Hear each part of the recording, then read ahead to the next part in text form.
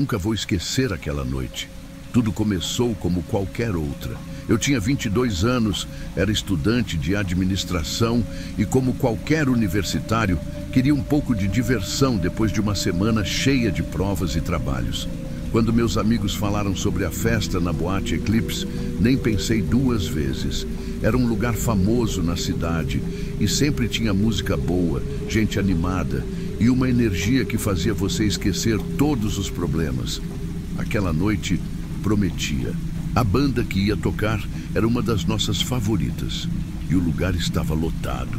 O som estava tão alto que você sentia a vibração no peito e as luzes coloridas piscavam como se estivessem em sincronia com a batida da música. Eu me lembro de estar rindo com o Júlio e a Camila, amigos de longa data, enquanto a gente dançava na pista. Era tudo tão normal, tão seguro. Mas, de repente, algo mudou. Era a segunda música da banda quando eles soltaram uns efeitos pirotécnicos no palco. Ninguém achou estranho, parecia parte do show. Foi aí que vi um brilho laranja no teto. No começo parecia pequeno, como se fosse apagar sozinho. Só que não apagou. Pelo contrário, o fogo começou a se espalhar rápido demais.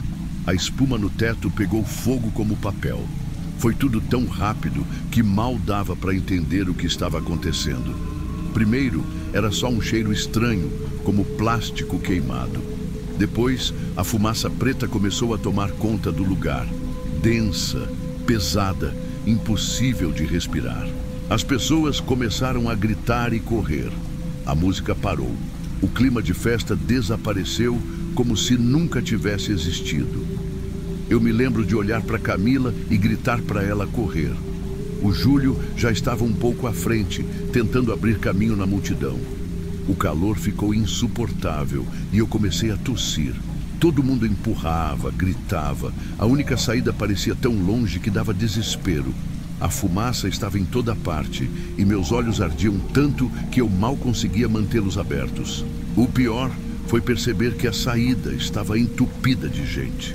Era como se todo mundo tivesse sido empurrado para um funil. Eu não conseguia enxergar nada, só ouvia os gritos e sentia o aperto de pessoas se empurrando. Tinha gente desmaiando, outros caindo.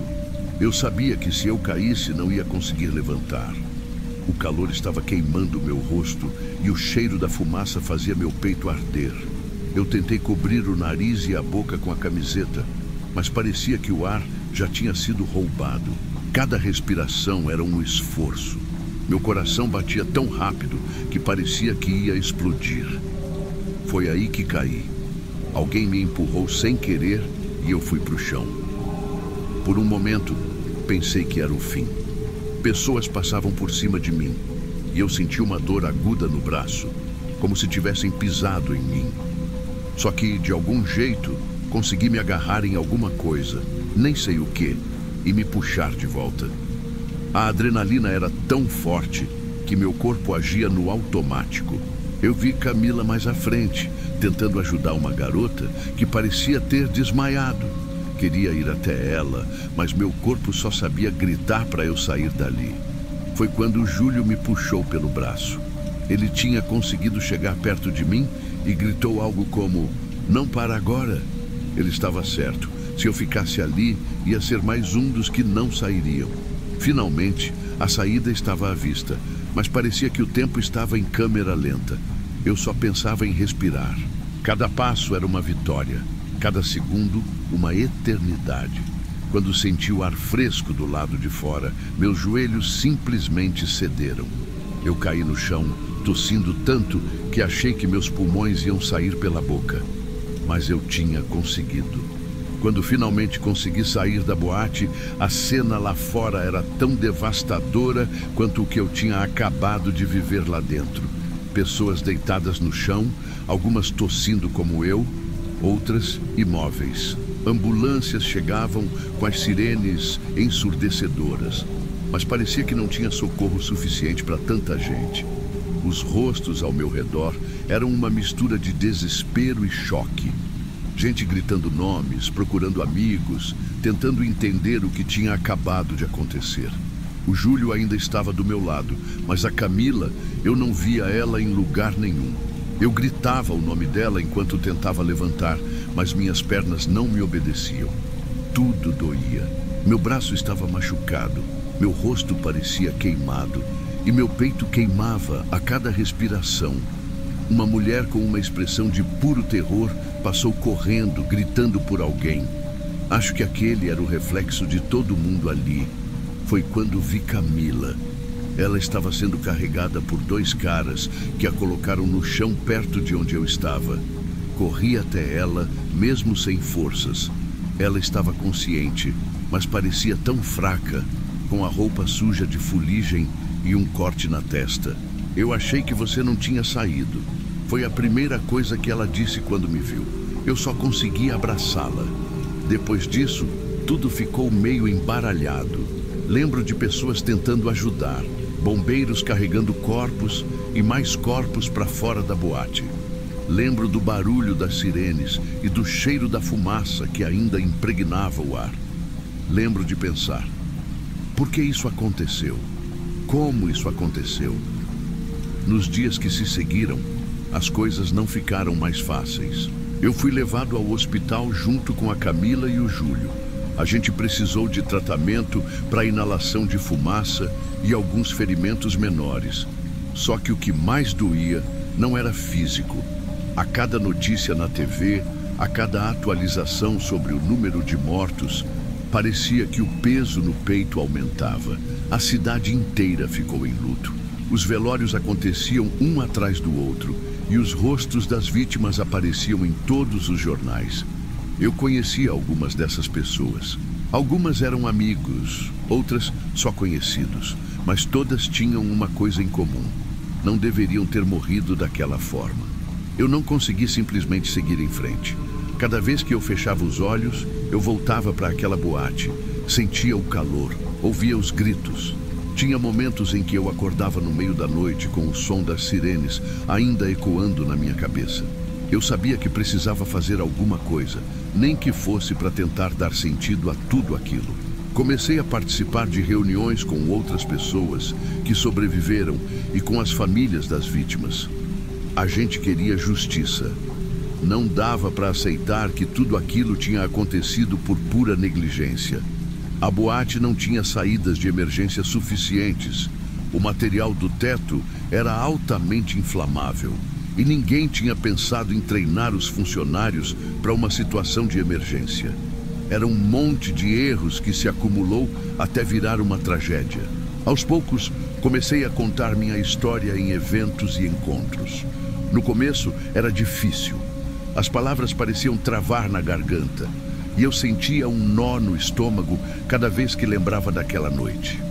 Mas, com o tempo, percebi que compartilhar minha experiência era uma forma de honrar quem não conseguiu sair. Era como dizer: eles não podem ser esquecidos. Isso não pode ser em vão. Eu também queria que ninguém mais passasse pelo que a gente passou. Comecei a apoiar campanhas de conscientização sobre segurança em eventos e a importância de seguir as normas. É o tipo de coisa que você nunca pensa até que algo assim acontece. Hoje, eu ainda carrego as marcas daquela noite, tanto no corpo quanto na alma. Mas também carrego um propósito. Sobreviver foi um privilégio que eu não posso desperdiçar. Cada dia é uma chance de lembrar e lutar. Porque no fim, a gente precisa acreditar que mesmo nas piores tragédias, existe algo que pode ser transformado. A boate Eclipse nunca mais abriu suas portas. E nem deveria. Mas as memórias daquela noite continuam vivas. E enquanto eu puder, vou contar essa história, para que ninguém esqueça e para que nunca mais aconteça.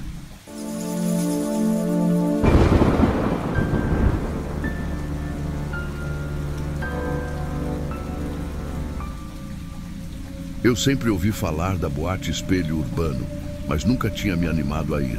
Na verdade, nem sou muito de balada, mas naquele sábado meus amigos me convenceram. Vai ser tranquilo, Caio. Só uns drinks e umas fotos na famosa sala de espelhos. Eles insistiram tanto que eu cedi. Talvez eu precisasse mesmo sair um pouco da rotina. Chegamos lá por volta das 23 horas e a fila já era enorme. Quando finalmente entramos, fiquei impressionado. A decoração era absurda. Paredes com painéis de LED, música que fazia o chão vibrar, gente rindo e dançando como se o mundo fosse acabar. Mas o que todo mundo falava mesmo era da tal sala dos espelhos. Se você não tirou uma foto lá, nem veio para espelho urbano, disseram. Depois de alguns minutos explorando o lugar, meus amigos me puxaram direto para essa sala. Na entrada tinha uma placa chamativa: Bem-vindo à experiência imersiva. Você está preparado para se ver como nunca antes? Dei risada. Achei que era só marketing barato, mas a curiosidade me ganhou. A sala era mais impressionante do que eu imaginava. Espelhos enormes em todas as paredes, no teto, até no chão. Era como entrar em um universo paralelo. As luzes piscavam em tons de azul e roxo, criando um efeito hipnótico. As pessoas tiravam selfies, riam, faziam poses engraçadas. No começo, parecia divertido. Foi aí que percebi algo estranho. Meu reflexo não estava me imitando. Enquanto eu ajustava meu cabelo, o eu no espelho me encarava fixamente, sem se mover. Ri nervoso e mexi os braços, mas o reflexo continuava imóvel, como se estivesse me analisando. Vocês estão vendo isso? Perguntei para os meus amigos, mas eles estavam tão ocupados com as fotos que nem notaram. De repente, as luzes apagaram e tudo ficou escuro. Por alguns segundos, só dava para ouvir as pessoas reclamando e rindo nervosas. Quando as luzes voltaram, a porta por onde a gente tinha entrado sumiu. Que porra é essa? Alguém gritou. Todo mundo começou a procurar a porta, mas ela simplesmente tinha desaparecido. No lugar só tinha mais espelhos infinitos. Foi então que uma voz ecoou na sala, metálica, fria, como se viesse de dentro da nossa cabeça. Bem-vindos à verdadeira experiência. Vocês estão aqui para se ver como realmente são. Boa sorte. Eu gelei. Não parecia uma brincadeira. E as coisas só pioraram. Os espelhos começaram a mudar, refletindo coisas que não estavam ali. Primeiro, vi meu reflexo parado. Mas não era só isso. Ele parecia mais jovem, como se fosse eu com uns 12 anos. E tinha algo errado. Ele segurava um brinquedo, o mesmo que eu carregava no dia em que um carro atropelou meu irmão. Uma memória que eu tinha feito de tudo para esquecer. Minha respiração ficou pesada. Não podia ser real. Olhei para o lado e vi que os outros também estavam surtando. Uma garota chorava, enquanto o reflexo dela parecia rir. Um cara gritava, esmurrando o espelho, mas nada acontecia. Calma, Caio, pensa. Tentei me concentrar. Alguma coisa ali manipulava nossos medos, nossas lembranças. Isso não era sobrenatural. Tinha que ser algum tipo de tecnologia. Ou sei lá, drogas no sistema de ventilação. Precisava sair dali, e rápido. Um cara, visivelmente mais velho, tentou manter a calma. Se é uma experiência psicológica, eles não vão nos deixar morrer. Deve ter um jeito de sair. Ele começou a explorar a sala, mas quando chegou perto de um espelho no canto, seu reflexo saiu do vidro. Saiu, cara, como uma pessoa real. Ele deu um grito e correu, mas bateu numa parede invisível. A sala parecia brincar com a gente. E eu só queria sair vivo. Eu não sei dizer quanto tempo passou depois disso. Minutos, horas. Aquele lugar parecia brincar com a nossa noção de tempo. Cada vez que eu olhava para os espelhos, era como se eles sugassem algo de mim. E o pior é que eles sabiam exatamente onde cutucar. Enquanto o caos rolava, eu percebia as pessoas reagindo de formas diferentes. Alguns gritavam, imploravam para sair. Outros ficavam em silêncio, olhando para o nada, como se já tivessem desistido. Mas eu sabia que desistir não era uma opção, não para mim. Lembrei do que o cara mais velho disse antes de desaparecer. Tinha que ter um jeito de sair. Foi aí que eu notei algo estranho. Um dos espelhos no fundo da sala parecia meio desalinhado. Enquanto os outros mostravam cenas do nosso passado ou medos, aquele refletia a sala inteira, só que sem as pessoas. Cheguei perto, tentando entender. Quando encostei no vidro, ele fez um barulho baixo, como um clique. Olhei para os lados para ver se alguém tinha percebido, mas todo mundo estava perdido demais no próprio terror. Pressionei o espelho de novo e ele se moveu, revelando um corredor estreito atrás dele. Sem pensar muito, me enfiei lá. O lugar era apertado, cheio de cabos e telas. Era como estar dentro do cérebro da sala. As telas mostravam imagens ao vivo. As pessoas lá dentro, seus reflexos, seus batimentos cardíacos. Meu sangue gelou. Eles estavam monitorando tudo. No canto, tinha uma mesa com alguns papéis e um tablet. Peguei o tablet e comecei a mexer. Tinha arquivos com informações sobre os participantes, incluindo meu nome, histórico médico, até coisas que eu nunca tinha contado para ninguém. Aquilo não era uma experiência, era um experimento. E a gente era o rato de laboratório. Meu coração batia tão rápido que achei que ia explodir. Precisava sair dali antes que eles percebessem que eu tinha encontrado aquele lugar. Continuei explorando o corredor, tentando achar algo que me ajudasse. Foi aí que vi uma escotilha no chão. Parecia levar para algum tipo de saída de emergência. Abri a escotilha com cuidado e desci por uma escada estreita que dava para um túnel escuro e cheio de cheiro de mofo. Enquanto eu andava, ouvia vozes ao longe. Não sabia se era paranoia ou se alguém realmente vinha atrás de mim. Minhas pernas estavam tremendo, mas continuei. No final do túnel, encontrei uma porta de metal.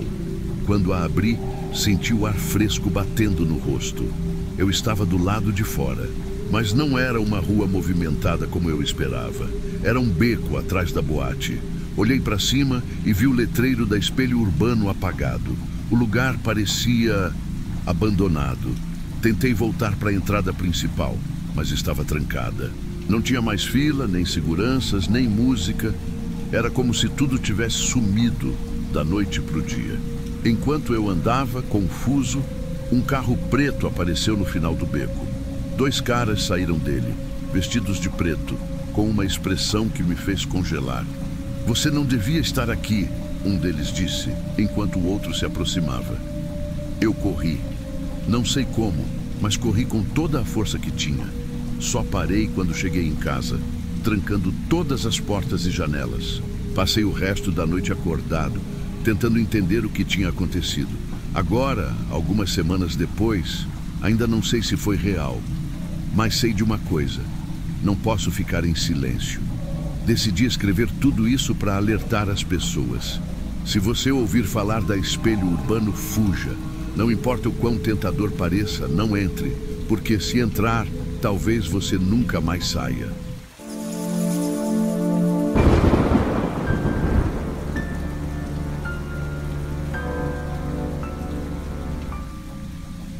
Eu nunca fui fã de baladas, mas naquela noite eu simplesmente não tinha escolha.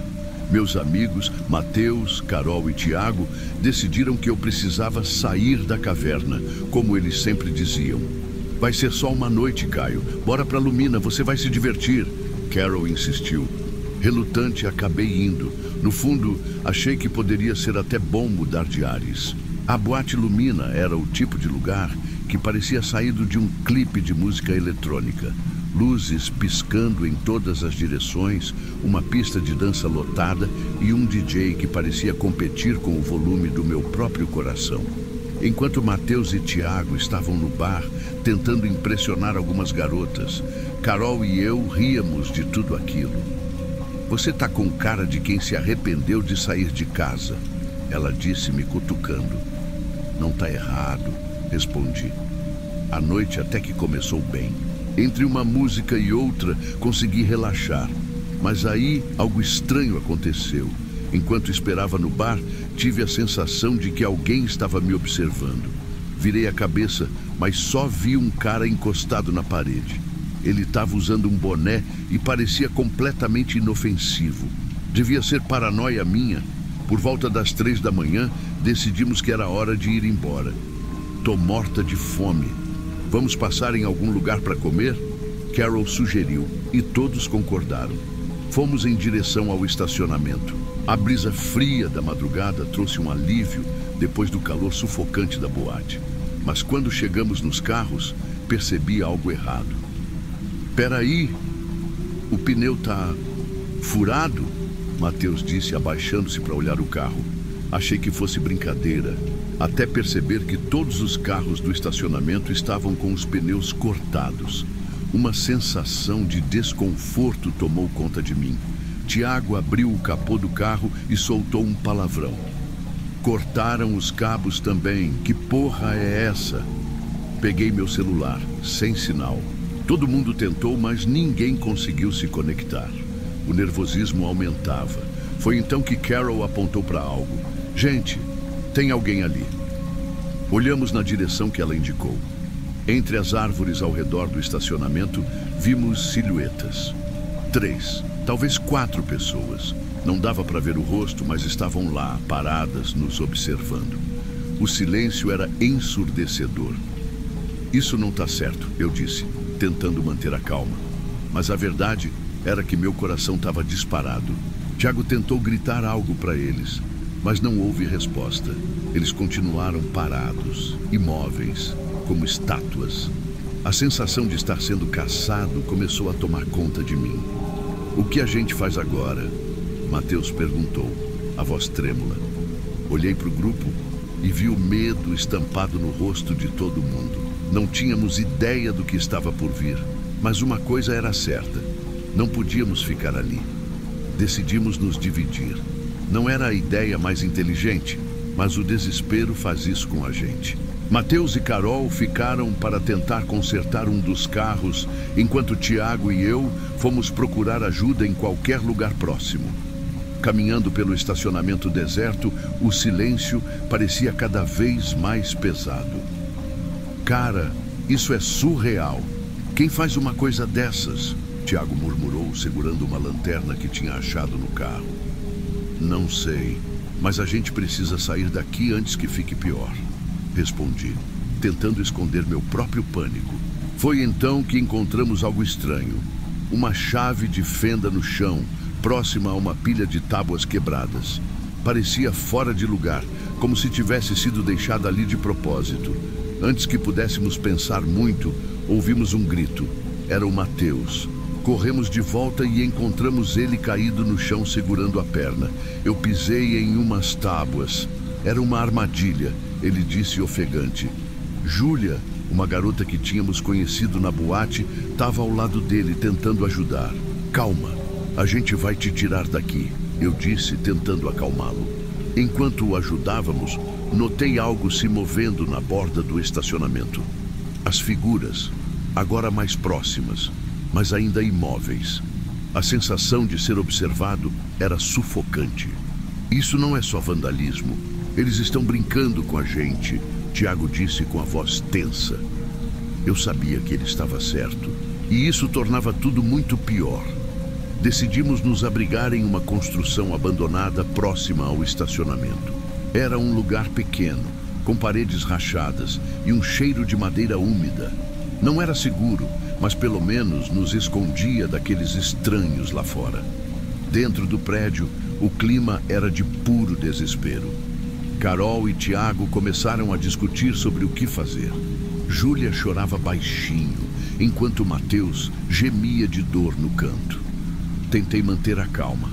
A gente precisa pensar com clareza. Amanhecendo, podemos tentar ir até a estrada principal e pedir ajuda. O silêncio foi quebrado por um barulho. Um som arranhado, como se algo estivesse raspando na parede do lado de fora. Todo mundo congelou. Eles estão aqui, sussurrou Júlia. Peguei um pedaço de madeira que estava jogado no chão. Não era muito, mas era o que eu tinha. De repente, uma janela foi quebrada e uma das figuras mascaradas apareceu. Era agora ou nunca. A invasão começou. Tiago avançou com a chave de fenda, tentando acertar o mascarado, enquanto eu me coloquei na frente de Carol e Júlia.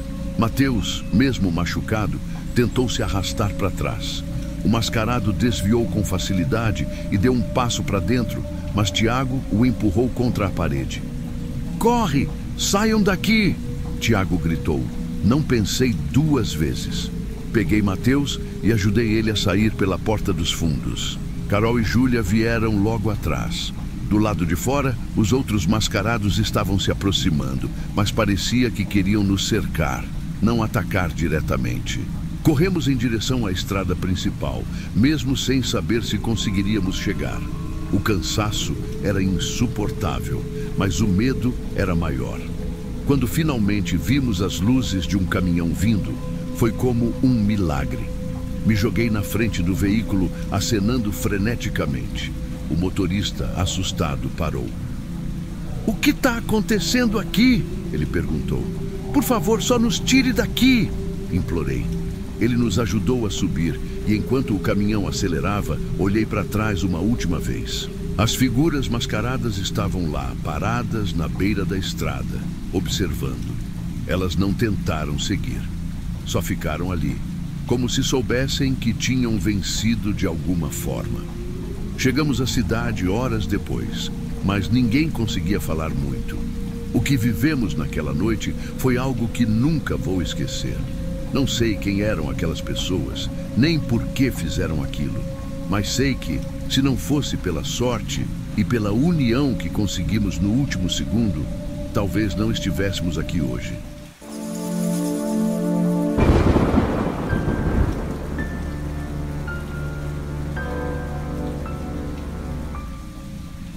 Sabe aquelas noites que começam com promessa de diversão e você pensa que vai ser só alegria? Pois é, foi exatamente assim que a minha começou. Meu nome é Rafael, tenho 27 anos e na época estava empolgado porque era aniversário do Bruno, meu amigo de infância. Ele resolveu comemorar no tal Aurora Club, uma boate super badalada aqui em São Paulo. Só que eu nunca imaginei que essa noite viraria o pior pesadelo da minha vida. Chegamos cedo, umas 20h30. A fila já estava grande e a música dava para ouvir de longe. O lugar parecia animado, com luzes piscando e uma energia que fazia todo mundo sorrir. Só que algo me incomodou logo de cara. Os seguranças. Não sei explicar bem, mas tinha muita gente uniformizada ali. E eles estavam sérios demais, sabe? Não era aquele sério profissional. Era mais um sério ameaçador. Um deles ficou olhando para mim como se quisesse decorar meu rosto. "Você viu quantos seguranças tem aqui hoje?" Perguntei para Camila, outra amiga nossa. Mas ela deu de ombros. "Relaxa, Rafa. É boate chique, né? Normal." Bruno estava tão animado que nem percebeu nada. Ele só queria entrar logo e começar a festa. Lá dentro, o som era ensurdecedor e as luzes faziam tudo parecer meio surreal. Pegamos uma mesa perto da pista e começamos a beber. Bruno já estava dançando, Diego tentando impressionar umas garotas e Camila fazia stories para o Instagram. Eu fiquei só observando o movimento como sempre faço. E aí foi quando notei a primeira coisa estranha. Um cara perto do bar começou a discutir com um dos seguranças. 2 minutos depois, os seguranças o pegaram pelo braço e o levaram para fora. Ok, brigas acontecem. Só que o cara não parecia bêbado nem agressivo. Ele estava confuso, tipo, por que vocês estão me tirando? Mas de novo, eu deixei passar. Não era problema meu, certo? Depois de uns 30 minutos, Camila começou a procurar pela Letícia, uma amiga dela que tinha vindo também. Ela estava no bar há pouco. Será que foi ao banheiro? Ela perguntou meio preocupada. Fomos olhar, mas nada da Letícia, nem no banheiro, nem na pista. Camila mandou mensagem, mas ficou só aquele visto. Enquanto isso, outra coisa estranha aconteceu. Vi uma garota sendo levada pelos mesmos seguranças. Dessa vez, ela estava discutindo e dizendo que não tinha feito nada. Todo mundo ao redor parou por um segundo, mas depois voltou a curtir, como se fosse só mais uma cena qualquer. Foi aí que algo começou a me incomodar de verdade. Por que estavam tirando essas pessoas assim? E mais estranho, ninguém parecia voltar. Camila estava cada vez mais nervosa, andando de um lado para o outro. Isso não está certo, Rafa. A Letícia não ia embora sem avisar. Mas quando Diego tentou sair para fumar, foi barrado por um segurança. O cara só disse: ninguém sai agora. Como assim ninguém sai? Perguntei, meio rindo, achando que era brincadeira. Mas o segurança nem piscou. Medida de segurança. Nesse momento, o clima mudou. Olhei ao redor e percebi que muita gente estava meio inquieta, tentando entender o que estava rolando. Tentei não entrar em pânico, mas comecei a juntar os pedaços. Aquela noite que prometia ser incrível estava se transformando numa armadilha. E a pior parte, a gente nem sabia o motivo. Depois que o segurança disse que ninguém podia sair, fiquei com aquela sensação ruim no estômago. A música alta e as luzes piscando deixavam tudo ainda mais confuso. Era difícil pensar, mas uma coisa estava clara. Tinha algo muito errado acontecendo ali. Diego, tenta outra saída, eu disse, tentando manter a calma. Ele balançou a cabeça e foi em direção à entrada principal, onde tinha mais gente. Eu e Camila ficamos na pista, fingindo que estava tudo bem, mas dava para sentir a tensão. Todo mundo parecia meio desconfiado, mas ninguém queria acreditar que estava preso. Afinal, era só uma boate, né? Que mal podia acontecer? Enquanto isso, eu observava os seguranças. Eles estavam espalhados estrategicamente, como se tivessem ensaiado aquilo. Alguns conversavam por rádio, outros só observavam a multidão. Não estavam ali para manter a ordem, era óbvio. Eles estavam no controle de tudo, e a gente era o alvo. Camila estava quase chorando. E se a Letícia foi levada para algum lugar, Rafa? E se fizeram algo com ela? Eu queria dizer que ela estava exagerando, mas nem eu acreditava nisso mais. Diego voltou suando. Não deixam ninguém sair, cara, nem para fumar, nem nada. Um dos seguranças me olhou feio e disse para eu voltar para a pista. Agora, a ficha caiu de vez. Não era uma medida de segurança. Aqueles caras estavam prendendo a gente lá dentro, e quem eles escolhessem simplesmente desaparecia. Ok, não dá para ficar parado, eu disse, tentando parecer confiante. Se ninguém pode sair pela porta da frente, a gente acha outro jeito. Diego e Camila concordaram e começamos a andar pelo lugar, tentando não chamar atenção. No caminho, encontramos um grupo de pessoas que também estavam preocupadas. Um cara chamado Felipe, que tinha cara de quem frequentava a boate todo fim de semana, nos disse: já vi algumas pessoas serem levadas pelos seguranças. Eles dizem que é para resolver confusão, mas ninguém volta. Eu tentei falar com um deles, mas fui ignorado. Felipe e a namorada dele, Vanessa, se juntaram a nós. Agora éramos 5, e isso me deu um pouco mais de coragem. Começamos a explorar corredores menos movimentados, passando pela área do banheiro e uma sala VIP que estava vazia.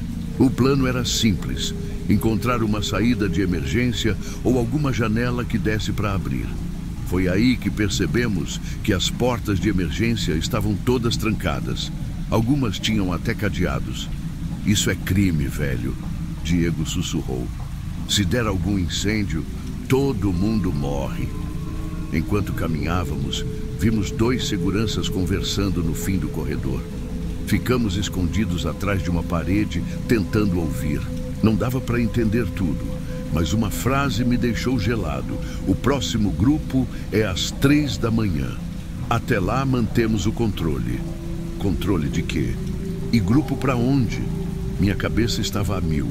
Seguimos pelo corredor e Diego encontrou uma porta meio escondida, que parecia levar para uma área de serviço.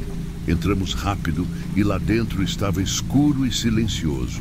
No canto da sala, vimos caixas empilhadas e algumas bolsas jogadas. Quando olhei mais de perto, meu coração disparou. Aquelas bolsas eram das pessoas que tinham desaparecido. Eles estão levando as pessoas, Rafa, Camila disse com a voz trêmula. E não é para fora da boate. A partir daquele momento, A gente sabia que não era só uma noite ruim. Era uma luta pela sobrevivência.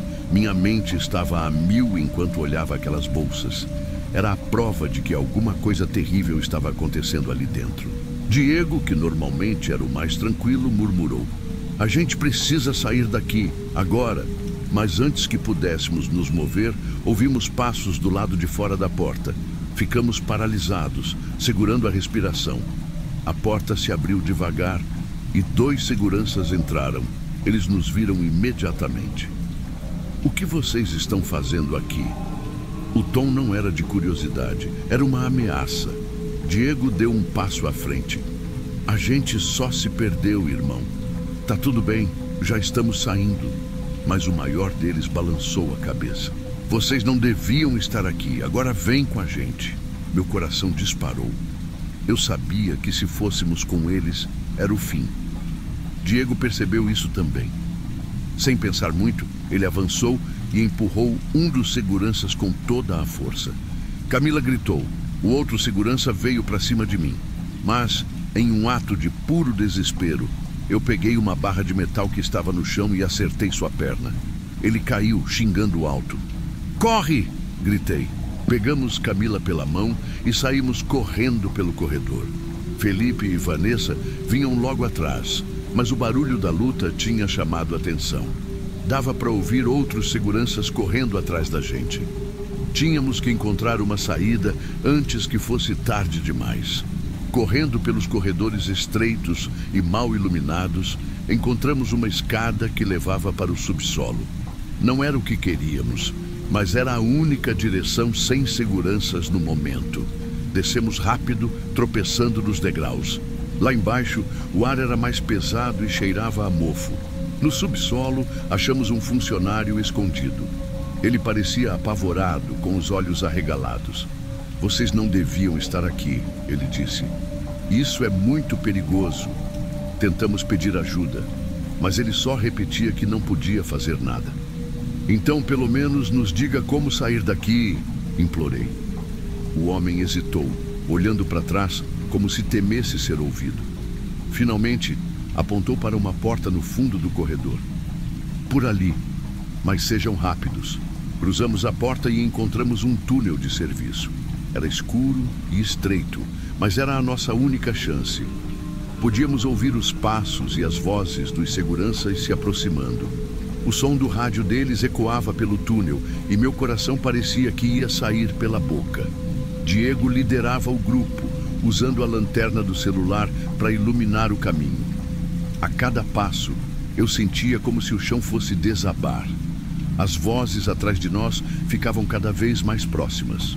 Quando finalmente vimos uma luz fraca no final do túnel, não pensamos 2 vezes. Saímos do túnel direto para uma rua lateral da boate. Estávamos livres, mas a sensação era de que ainda estávamos sendo observados. Não havia tempo para comemorar. Precisávamos denunciar tudo aquilo. Na delegacia, tentamos explicar tudo o que aconteceu, mas era difícil colocar em palavras. Os policiais pareciam céticos no início, mas quando mencionamos as bolsas e os seguranças, algo mudou. Um deles suspirou e disse: "Já tivemos denúncias sobre essa boate, mas nunca conseguimos provas concretas." Horas depois, fomos informados que a Aurora Club estava sendo investigada por envolvimento em um esquema de tráfico de pessoas. A nova administração era, na verdade, fachada para uma rede criminosa. Os seguranças eram contratados para selecionar as vítimas e garantir que ninguém interferisse. De volta à minha casa, tentei processar tudo. Não era apenas o medo ou o perigo que me atormentavam. Era a culpa. Não consegui salvar Letícia, nem as outras pessoas que desapareceram naquela noite. Mas uma coisa era certa: eu nunca mais olharia para uma noite de diversão da mesma forma. Essa experiência mudou minha vida.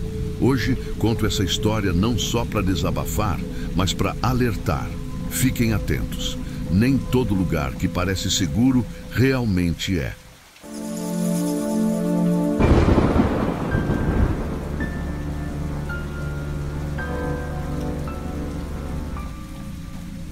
Era para ser só mais uma noite comum, sabe?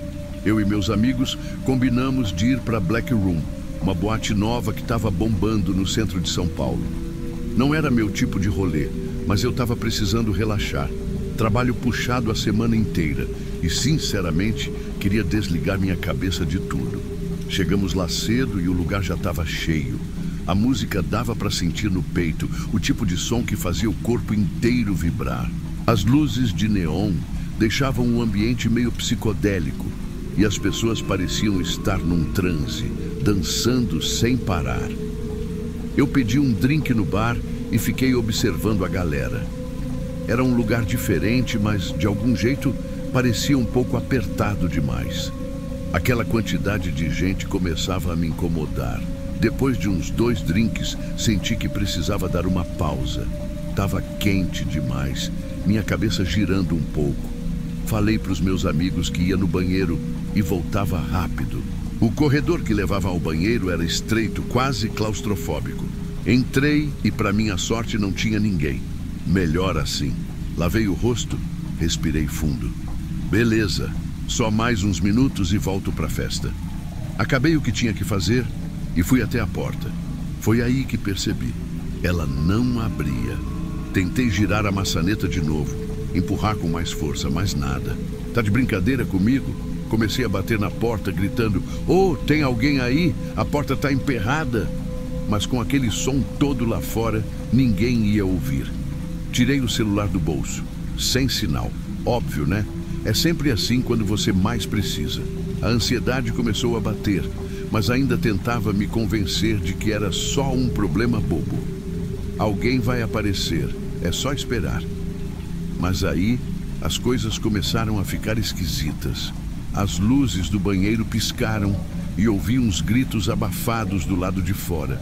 Só que não eram gritos normais, sabe? Eram de desespero. Encostei o ouvido na porta para tentar entender o que estava rolando, mas tudo que conseguia ouvir era a música e esses sons misturados. Quando olhei de novo para as paredes, foi que minha mente congelou. Tinha algo escrito ali, com tinta vermelha, palavras rápidas e tortas. Corra. Engoli seco. Não estava ali quando eu entrei. E pior, eu não tinha para onde correr. Meu coração começou a disparar. Aquilo já não parecia só uma coincidência. Eu tentei chamar por ajuda de novo, batendo mais forte na porta, mas ainda nada. As luzes continuavam piscando e os gritos lá fora só pioravam. Alguma coisa séria estava acontecendo. Foi então que ouvi algo pesado bater no teto, como se alguém tivesse caído. O som foi tão alto que ecoou dentro do banheiro. Meu corpo inteiro arrepiou. Peguei o celular de novo, tentando ligar para qualquer pessoa, mas a tela só mostrava sem serviço. Respirei fundo e comecei a olhar o banheiro, tentando achar alguma saída. Mas era só um quadrado com paredes lisas e um espelho, sem janelas, sem ventilação. Eu estava preso. As mensagens nas paredes começaram a me incomodar mais ainda. Corra! Você está sendo observado! Era tudo escrito rápido, como se alguém estivesse em pânico. Só que olhando mais de perto, parecia tinta ou sangue. Eu precisava sair dali. Agora. Foi então que o som mudou. Tiros. Não tinha mais como negar. Alguém tinha invadido a boate. O som seco e ecoado, seguido de gritos desesperados, congelou minha mente por alguns segundos. Minha respiração ficou pesada e tudo dentro de mim gritava para sair dali. Comecei a tentar desmontar a maçaneta da porta com as mãos. Sem ferramenta, sem força, era quase impossível. Ouvi passos correndo no corredor e, por um segundo, achei que era alguém vindo me ajudar. Mas os passos pararam e uma sombra bloqueou a fresta de luz debaixo da porta. Quem quer que fosse estava parado bem ali. Tentei segurar minha respiração, mas era impossível. A sombra se moveu e alguém testou a maçaneta. Gelei. Era um dos invasores, tinha certeza. Eu estava preso, sem como me defender. Encostei na parede, torcendo para ele desistir. Foi então que ouvi uma voz no rádio. "Polícia está chegando, vamos fechar isso rápido." O cara xingou, deu um chute na porta e saiu correndo. O alívio veio rápido, mas durou pouco. Eu sabia que precisava me mexer antes que fosse tarde. Peguei a única coisa que tinha no banheiro, a tampa da lixeira. Não era ideal, mas era melhor do que nada. Usando aquilo, comecei a bater na maçaneta com força. Meu coração estava na garganta e eu só pensava em sair dali antes que os invasores voltassem. Depois de vários golpes, a porta finalmente cedeu. O corredor estava vazio, mas o caos era visível. O chão estava coberto de cacos de vidro e manchas de sangue. O som de tiros ainda ecoava mais ao fundo, mas parecia que os invasores estavam se movendo para outra área. Rastejei pelo chão, tentando não fazer barulho. Passei por algumas pessoas escondidas atrás de móveis derrubados. Os olhares delas eram de puro desespero. Foi então que encontrei Camila, uma funcionária da boate, escondida num pequeno armário de limpeza. Ela me puxou para dentro e sussurrou. Eles bloquearam as saídas principais. A única chance é pela cozinha. Camila estava apavorada e eu também, mas sabíamos que tínhamos que tentar. Saímos do armário e seguimos pelo corredor, agachados, desviando dos destroços. Quando chegamos à cozinha, a porta estava trancada com uma barra de ferro. Meu desespero aumentou. Precisávamos de uma distração. Foi então que vi o alarme de incêndio. Falei para Camila esperar e fui puxar a alavanca. O som ensurdecedor começou e os invasores se afastaram, atraídos pelo alarme. Usei o pedaço de metal para forçar a tranca da porta. E depois de alguns minutos, ela finalmente abriu. Saímos pelos fundos, mas não era seguro ainda. O beco estava escuro e os passos dos invasores pareciam cada vez mais próximos. No beco, a tensão continuava. A polícia finalmente chegou, mas os invasores ainda estavam dentro da boate, tentando escapar. Ficamos escondidos atrás de uma pilha de caixas, esperando o momento certo para sair. Quando vimos um dos invasores indo na direção oposta, aproveitamos e corremos para a rua principal. O barulho das sirenes era ensurdecedor, mas, de alguma forma, dava uma sensação de segurança. Quando finalmente encontramos os policiais, o alívio foi tão grande que quase desabei no chão. Camila estava em choque, mas segura. Sentados na calçada, observamos a boate sendo cercada. Sobrevivemos. Naquela noite, eu aprendi o quanto a vida pode mudar num instante. Cada decisão, cada movimento, pode ser a diferença entre viver ou morrer. Nunca mais vou encarar nada como garantido.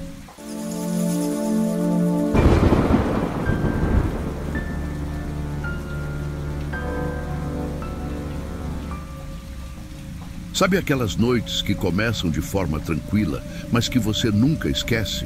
Pois é, foi exatamente assim que começou aquela sexta-feira. Meu nome é Rafael e eu só queria comemorar o aniversário da Camila, minha melhor amiga. A ideia era simples, juntar a galera, ir na Aurora Club e aproveitar a noite. Mal sabia eu o que estava por vir. Chegamos na boate umas 10h30 e o lugar já estava fervendo. A música alta, as luzes piscando e aquela energia que só uma boate cheia consegue ter. Eu, Camila, Diego e Letícia estávamos animados. Pegamos uma mesa no canto, pedimos umas bebidas e começamos a conversar. Diego, como sempre, foi direto para a pista. O cara adorava dançar e, sinceramente, ele tinha o jeito para coisa. Eu preferia ficar mais na minha, observando. Tudo estava indo bem, até que um cara estranho se aproximou. Ele parecia simpático, meio que querendo fazer amizade. Ofereceu uma rodada de bebidas, dizendo que era uma forma de brindar a vida. Achei esquisito, mas Diego, do jeito despreocupado dele, aceitou sem nem pensar duas vezes. Eu e Camila recusamos. Letícia ficou na dúvida, mas acabou não pegando também. Diego virou o copo de uma vez e continuou dançando, como se nada tivesse acontecido. Mas alguma coisa na expressão do cara que ofereceu a bebida não me parecia certa. Ele deu um sorriso estranho e se afastou, sumindo no meio da multidão. Não demorou muito para a coisa começar a desandar. Diego voltou para a mesa, mas ele estava diferente. Primeiro começou a rir de coisas que nem faziam sentido. Depois ficou meio desorientado, tropeçando nas palavras e no próprio corpo. "Tô legal, só tô curtindo demais", ele dizia, mas dava para ver que tinha algo errado. Tentei convencê-lo a sentar e beber um pouco de água. "Diego, você tá bem? Quer que a gente vá embora?" Perguntei, mas ele só balançou a cabeça e deu risada. Só que, de repente, ele ficou sério. Olhou em volta como se estivesse procurando alguém e murmurou: Eles estão aqui." Antes que eu pudesse entender o que ele queria dizer, Diego se levantou e começou a andar pela boate, cambaleando. Eu e Camila fomos atrás dele, mas a multidão era enorme e a música alta não ajudava em nada. Perdemos ele de vista em questão de segundos. "Você viu para onde ele foi?" Perguntei para Camila, já sentindo aquele nó no estômago. Ela só balançou a cabeça preocupada. Enquanto isso, percebi duas pessoas nos observando de longe. Eram caras grandes, vestidos de preto e estavam claramente atentos a cada movimento nosso. Quando olhei na direção deles, eles desviaram o olhar, fingindo que não era nada. "Rafa, o que a gente faz?" Camila perguntou com a voz tremendo. Eu queria dizer que estava tudo bem, que Diego só precisava de ar fresco e que a gente ia achá-lo logo. Mas no fundo, eu sabia que algo estava muito, muito errado. A boate estava lotada e encontrar o Diego parecia impossível. Eu e Camila tentamos ir até o banheiro masculino, achando que ele podia ter ido para lá. Nada. Perguntamos para o segurança na entrada, mas ele estava mais preocupado em manter a ordem do que ajudar. A Letícia, que tinha ficado na mesa, nos encontrou no caminho. "Gente, ele está aqui perto, não pode ter sumido assim", ela falou, já quase chorando. Foi então que vimos algo no chão perto da porta do banheiro, o celular do Diego. Peguei o aparelho e na tela tinha uma mensagem aberta no WhatsApp, mas ela não tinha sido enviada. Dizia: "Eles estão vindo." Meu coração acelerou. "Camila, isso está ficando sério", eu disse. "Alguém levou o Diego." Antes que pudéssemos processar aquilo, notei os dois caras de preto de novo. Eles estavam parados perto da pista de dança e um deles apontou discretamente para a gente. "Olha ali", eu falei. "Esses caras estão seguindo a gente." Letícia olhou para trás e congelou. "O que está acontecendo, Rafa?" Ela perguntou com a voz baixa, quase como se não quisesse ouvir a resposta. "Não sei, mas a gente precisa sair daqui", eu respondi, tentando parecer mais calmo do que realmente estava. Mas na real, minha cabeça estava a mil. Quem eram aqueles caras? E por que eles estavam de olho na gente? Saímos da boate sem nem olhar para trás. A rua estava cheia, mas a sensação de que aqueles caras estavam atrás de nós não sumia. "Vamos dividir para procurar o Diego", sugeriu Letícia. Parecia uma má ideia, mas a gente não tinha muitas opções. Decidimos que eu ia para o estacionamento, enquanto elas iam perguntar nos bares e food trucks perto dali. Chegando no estacionamento, vi um carro preto saindo rápido. Tentei anotar a placa, mas foi tudo muito rápido. Quando me virei, um dos caras de preto estava bem na minha frente. Ele segurou meu braço e falou baixo, mas firme: "Melhor você não se meter, garoto." Eu congelei. Não sabia o que fazer. Por sorte, um grupo de pessoas passou perto e ele soltou meu braço, indo embora como se nada tivesse acontecido. Corri de volta para encontrar as meninas. Quando cheguei, vi que Camila estava tentando ligar para a polícia. "Eles falaram que vão mandar uma viatura, mas pode demorar", ela disse, frustrada. Letícia, com os olhos vermelhos de tanto chorar, apontou para algo no chão. Era uma pulseira do Diego. Estava perto de uma viela escura, atrás da boate. "Rafa, ele estava aqui. A gente precisa ir atrás dele", Letícia disse, mas algo dentro de mim dizia que não era seguro. Antes que eu pudesse responder, o som de um carro freando chamou nossa atenção. Era o mesmo carro preto. Eles sabiam onde estávamos. Na hora em que vimos o carro preto, o coração disparou. Corre! Eu gritei, puxando Camila e Letícia. Entramos na primeira rua que encontramos, tentando nos misturar nas sombras e nas poucas pessoas que ainda andavam por ali. As ruas do centro, que geralmente pareciam seguras, de repente ficaram assustadoras. Letícia tropeçou, quase caindo, mas a puxei antes que ela ficasse para trás. O som do motor do carro ficou mais distante, mas eu sabia que eles não iam desistir tão fácil. A gente precisa despistar esses caras. Se eles acharem a gente, acabou, falei, tentando esconder o pânico. Camila olhou para mim com lágrimas nos olhos, mas concordou. Dobrei em outra rua, puxando as meninas para um estacionamento aberto. Ali, no meio dos carros, tentamos nos esconder. O silêncio era quase ensurdecedor, quebrado apenas pelos passos apressados de Camila e Letícia. Eu olhava em volta, atento a qualquer movimento. Então, ouvi vozes. Eram eles. Dá para ouvir eles falando? Letícia sussurrou, segurando meu braço. Eles estavam perto, muito perto. Uma das vozes dizia: se eles saírem daqui, vão estragar tudo. Não podem contar para ninguém. Eu segurei minha respiração, tentando processar aquelas palavras. O que diabo estava acontecendo? De repente, as vozes sumiram e o som do motor voltou. Eles tinham ido embora, por enquanto. Rafa, e agora? Perguntou Camila, ainda ofegante. Eu não tinha certeza, mas uma coisa era clara. Precisávamos voltar para a boate. Aquele lugar onde tudo começou podia ser a chave para encontrar o Diego.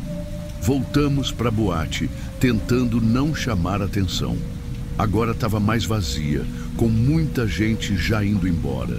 Entramos pelos fundos, que estavam parcialmente abertos, e seguimos para a parte de trás do prédio.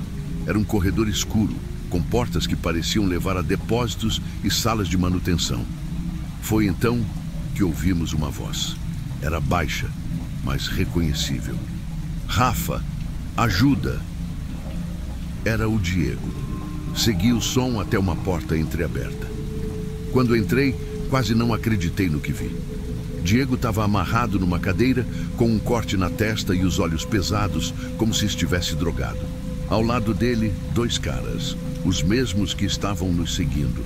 Parados aí, um deles disse, levantando uma barra de ferro. O outro sorriu, aquele mesmo sorriso estranho de antes. Não deviam ter voltado, ele disse. Eu sabia que não tínhamos chance contra eles. Mas, por sorte, um barulho na entrada do corredor chamou a atenção deles. Era a polícia.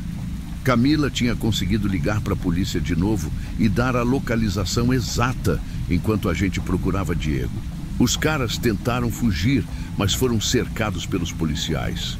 Um deles ainda tentou reagir, mas foi rendido na hora. Diego foi desamarrado e levado para uma ambulância, enquanto a gente tentava entender o que tinha acontecido. A polícia nos explicou mais tarde que os 2 homens faziam parte de uma quadrilha que sequestrava jovens em boates.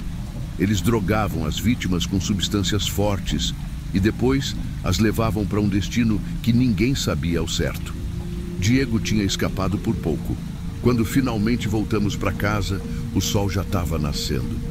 Aquele alívio de estar vivo era misturado com a sensação de que tudo aquilo poderia ter acabado de forma muito pior. Diego ainda estava na ambulância, indo para o hospital, mas os médicos disseram que ele ia ficar bem. Só precisava de descanso e de se livrar dos efeitos da droga que deram para ele.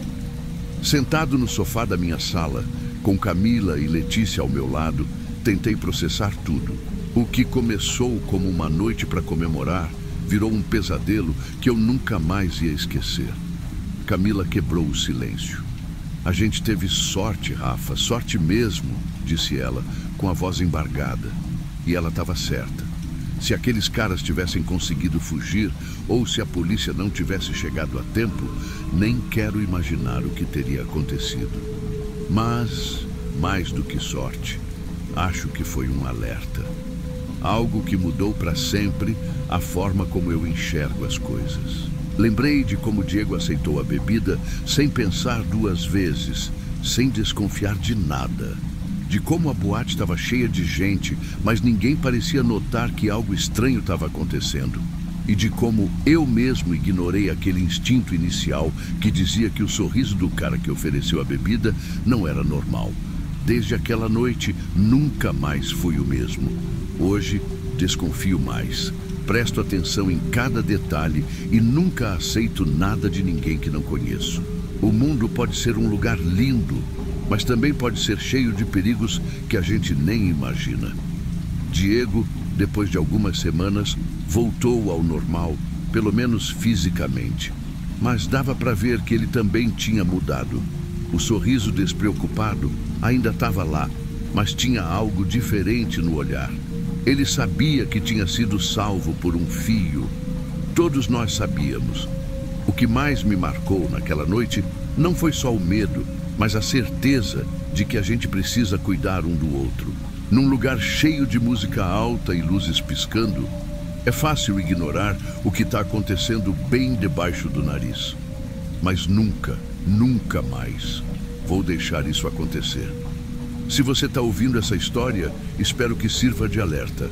A gente acha que certas coisas nunca vão acontecer com a gente, mas a verdade é que ninguém está 100% seguro. Seja numa boate, num bar ou em qualquer outro lugar, cuidado nunca é demais. E por fim, obrigado por escutar até aqui.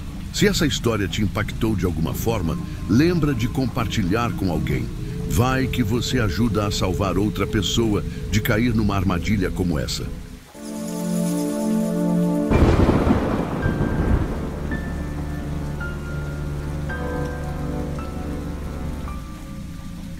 Trabalhar no Inferno Club nunca foi um sonho, mas pagava as contas. Aliás, até gostava da vibe do lugar. Música alta, gente bonita, o cheiro de bebida misturado com suor e perfume caro. Eu já sabia quem ia encher o saco no bar, quem ia dar uma boa gorjeta e, claro, quem estava ali só para causar. Mas naquela noite, nada, absolutamente nada, parecia normal. Logo que cheguei, percebi que tinha algo diferente no ar. O movimento estava acima do normal, até para uma sexta-feira. A fila do lado de fora parecia não ter fim, e dentro da boate, o som parecia mais alto do que nunca. Até os seguranças pareciam mais tensos. Só que o que realmente me deixou encucado foi um grupo que eu nunca tinha visto antes. Eram caras bem vestidos, mas com aquele jeito estranho de quem não quer chamar atenção e, ao mesmo tempo, quer que todo mundo os veja. No meio do meu turno, vi um deles passando algo para um frequentador. Era rápido, discreto, mas eu não sou burro. Já vi isso antes. Só que naquele momento, achei que era só mais uma sexta-feira qualquer. Só que não era. Depois de um tempo, as coisas começaram a ficar esquisitas. Primeiro foi um cara na área VIP. Ele estava dançando quando, de repente, parou no meio da pista e começou a rir alto, descontrolado.